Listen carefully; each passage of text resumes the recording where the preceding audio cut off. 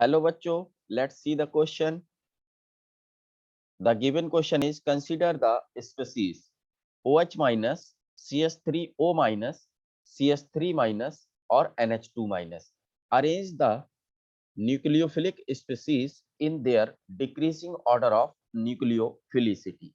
ठीक है बच्चों, तो ये क्वेश्चन हमें दिया गया है, हमसे ये कहा गया है कि ये जो गिवन न्यूक्लियोफाइल्स हैं, इन न्यूक्लियोफाइल्स को डिक्रीजिंग ऑर्डर ऑफ न्यूक्लियोफिलिसिटी में अरेंज करिए।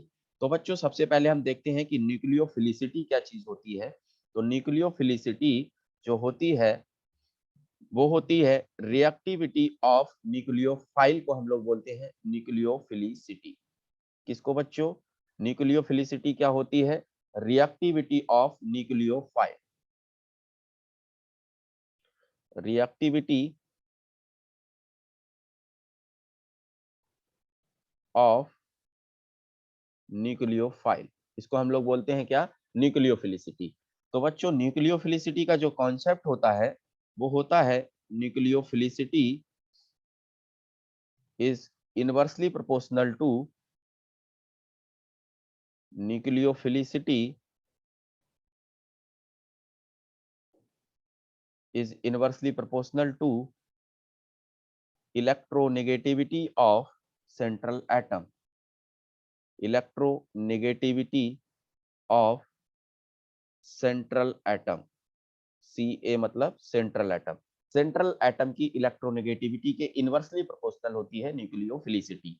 राइट, तो यहां से बच्चों हम बात करते हैं इस क्वेश्चन में और देखते हैं। जब आप बात करेंगे यहाँ पर आपके पास कार्बन एटम है और कार्बन एटम की इलेक्ट्रोनेगेटिविटी कम होती है, जिसकी वजह से ये इलेक्ट्रॉन पेयर को आसानी से डोनेट कर सकता है। तो ये अच्छा न्यूक्लियोफाइल होगा, मतलब हमारा थर्ड जो होगा वो अच्छा न्यूक्लियोफाइल होगा। फिर इसके बाद हम देखें तो ऑक्सीजन की इलेक्ट्रोनेगेटिविटी नाइट्रोजन से ज्यादा होती है, नाइट्रोजन की कम होती है, तो नाइट्रोजन आ जाएगा इसके बाद हमारा फोर्थ ऑप्शन।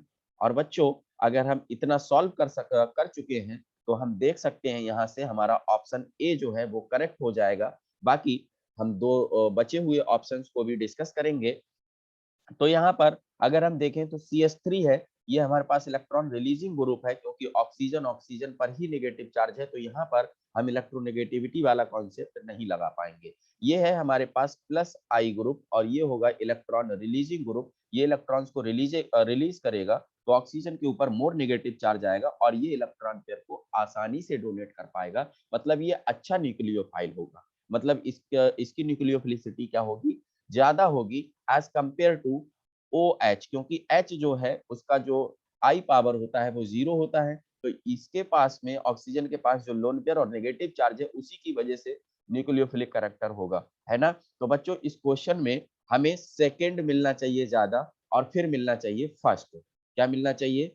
सेकंड मिलना चाहिए ज्यादा, फिर उसके बाद मिलना चाहिए फर्स्ट।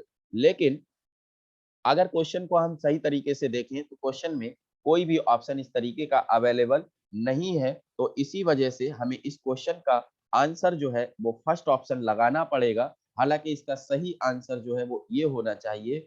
मुझे लगता है कि आप ये बात समझ पा रहे होंगे, एक्सप्लेनेशन क्लियर कर पा रहे होंगे। लेकिन बुक में जो हमको क्वेश्चन दिया गया है, जो भी क्वेश्चन हमारे पास है उसमें कोई ऐसा ऑप्शन अवेलेबल नहीं है। और फिर हमें इस कंडीशन में ये करना होता है कि जो मोस्ट करेक्ट आंसर होता है उसको चूज करना होता है। तो हमारा मोस्ट करेक्ट आंसर इस कंडीशन में ए ऑप्शन है, इसीलिए हम ए ऑप्शन को प्रीफर करेंगे। I hope you understand it well. All the best.